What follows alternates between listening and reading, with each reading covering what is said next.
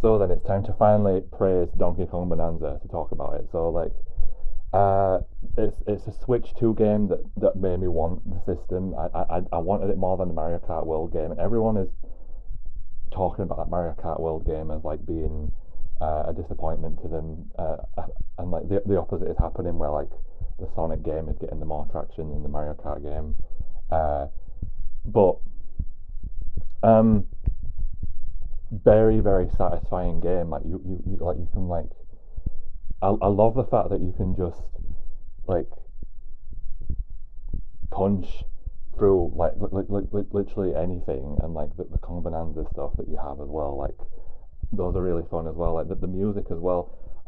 I'm thinking a lot about what's going on recently with me with like the music as the medium for um something similar to like Puss in Boots: The Last Wish, where like digging through to the Earth's core with using songs as a medium, and like Pauline as a singer teaching Donkey Kong uh, all those moves and stuff like that, and the fact that she's shy as a singer as well, that she's shy to sing in front of people. It reminds me of me, where I've often said that I can sing like silly songs, like swear words of songs around people, but when it comes to actually singing properly, I can't do it.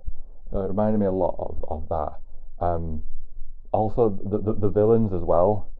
They don't do like a cop out thing and like use the same type of like archetypes. Like for example, like with Mario Bros.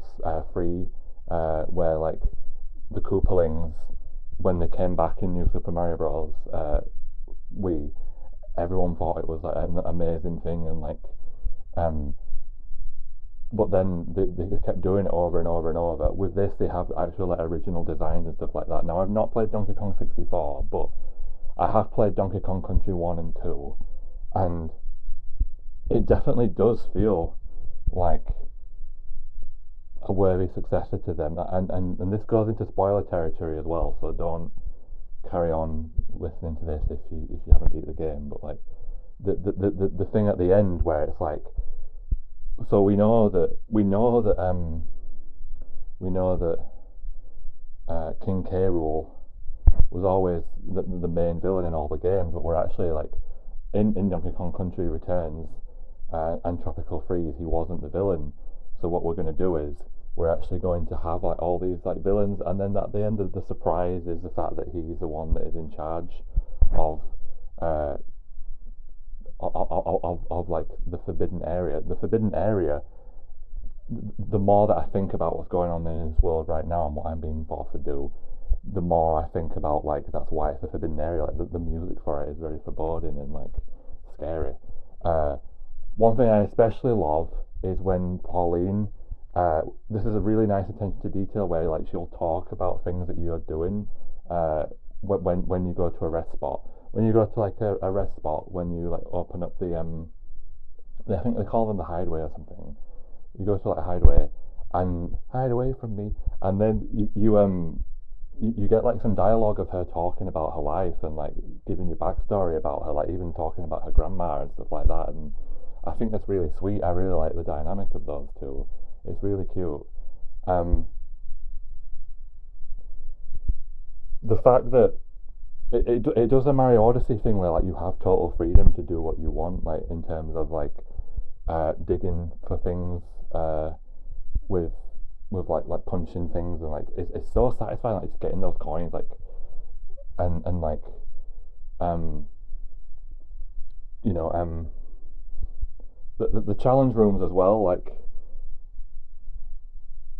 what I think the game what the thing about the game that does bother me is that because of the whole aspect of having to dig for things, and the fact that that's nearly impossible to like find all the bananas on your own using just like digging through random walls.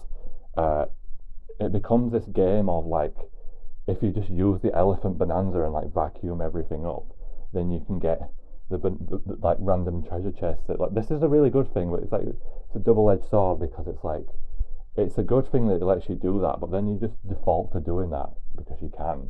Like you can like vacuum up like entire walls and stuff like that, and get all the gold from it, and then treasure chests spawn that give you like on rare occasions they'll give you like a banana thing that leads you to like something on the map where you can find the banana. But because you rely on that so much, because of the fact that they had to do that though, because of the way that the terrain is, like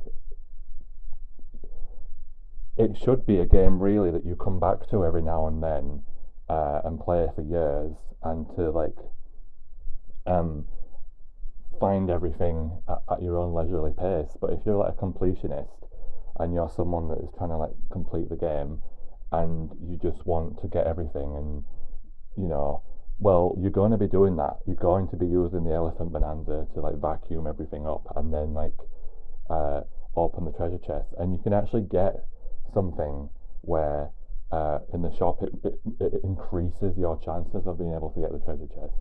So I think, kind of like Captain Toad, like the game is best played when you don't try and 100% everything.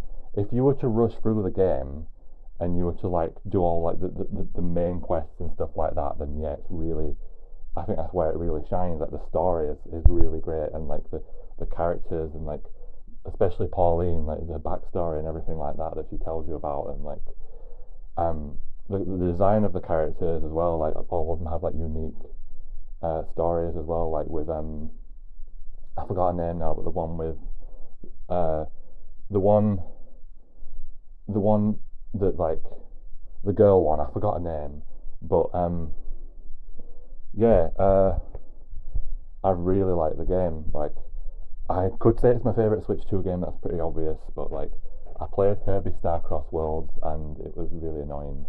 And that kind of reminded me of my experience of the difficulty of Sonic Frontiers Final Horizon.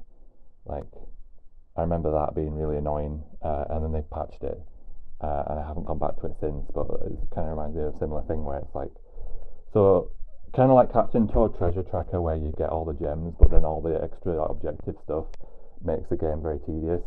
I wouldn't, unless you're playing it as a leisurely pace, when you've got all the time in the world. I don't have all the time in the world, unfortunately, but when you have all the time in the world and you can just go around the map and just collect the bananas and stuff like that when at your own like leisurely pace, then the game really shines for that. It's like Mario Odyssey in that sense.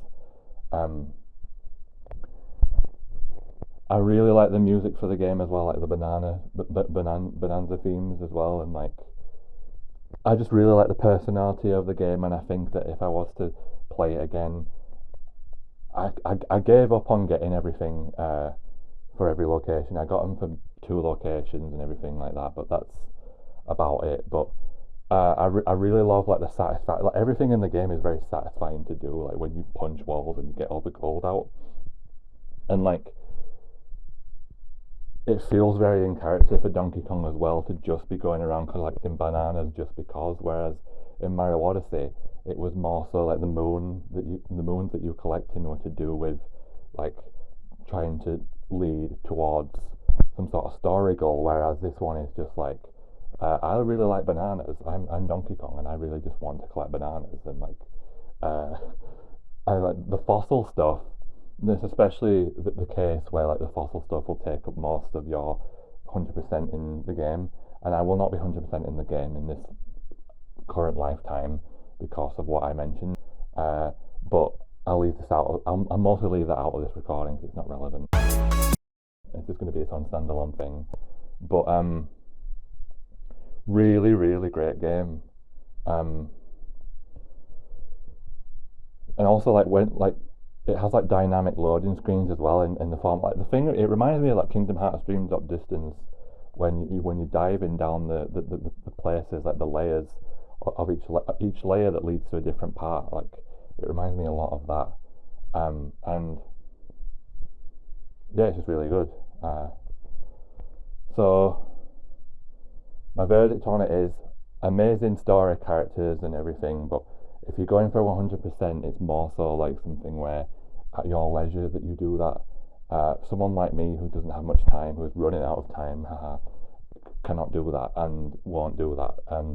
And for a completionist, what you're going to be doing to get the most effective thing out of it is that you're going to be using the elephant bonanza, vacuum everything up, and then tediously like just doing that until you get everything, and it kind of spoils it, to be honest. It's more so meant, it's not really, it wasn't intended to be that way, but I know that they knew that you had to just punch through random stuff, and like anything could be anywhere, you know. They have their little challenge rooms as well from like Mario Odyssey had the challenge rooms, but this time they're actually like correctly labeled, like they're given actual names. Um, and you also get the banana count. So you get the banana count, and you know if you miss a banana, you know if you like you won't like in Mario Odyssey. It never told you exactly how many moons were in one like sub location in like those little mini rooms that you went to, those challenge rooms. Well, in this one, if you miss the middle banana, similar to like the Mario games where like if you go to the checkpoint and you know you miss a star medal or something like that, if you miss that banana, you know based on the last banana that appears that turns into coins when you punch it, you know you can go to the location past that and find it. I think the hardest banana for me to get was the one um, uh, in the level that's jungle hijinks from the original Donkey Kong Country game, where it's like a throwback level. There's like a really like I've forgotten exactly where it is, but it's like, oh yeah, it's the one that where like you're meant to like jump off something in order to get to the top of like the tree house. So like then you get the banana there, and then the second hardest one was the one that's the Donkey Kong Country 2 Vine level, where the Bramble level, where you just keep firing in barrels over and over, and then eventually like you have to like drop out of one. You kind of like have to chance like dropping out of one, and then like risking taking fall damage to land into another one that catapults you to another banana. But yeah, best played if you have, you know, the time to do it, and you can leisurely just go about everything, just collecting everything. And if you are, you know, it's best played for then. But if you're like me, and you know, well, that gets left out of this, but you'll find out. But yeah, that's my Donkey Kong Bonanza 2. Bonanza 2. Imagine there's no heaven. Anyway, that's my Donkey Kong Bonanza overview thing, off the cuff. Definitely recommend it. Very fun game. When you've got time to do everything, and you're not like me, it's going to be very fun for you to collect stuff, and you can go about it at a leisurely pace, and you won't have to worry about the game in the system with the Elephant Bonanza. What is my favourite Bonanza from the game then, you might be wondering? The Elephant Bonanza, basically. So yeah, yeah, that's what I think of Donkey Kong Bonanza. At some point I will talk about other stuff individually as well and make that a video, and it will go on the IST playlist. I will want to talk about Gumball Season 7 still. So yeah, that's my overview of Donkey Kong Bonanza. Definitely recommend it. Fried Pride Plaza, and also the ending credits really made me cry.